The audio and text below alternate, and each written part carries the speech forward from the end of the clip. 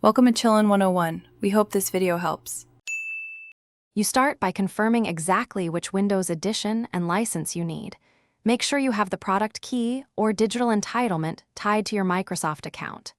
Next, create installation media on an 8+ GB USB using Microsoft's media creation tool on a working PC.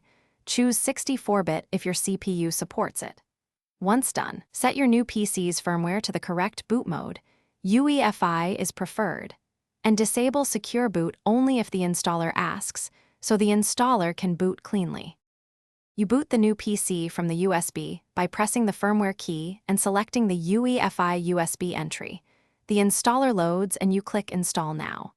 When prompted, choose Custom Install, delete existing partitions on the target drive, then create a new partition so Windows makes the required system and recovery partitions automatically. Continue through region, keyboard, and network prompts. Pick sign-in method. Use a Microsoft account for easy activation, or choose the offline local account option if you prefer privacy.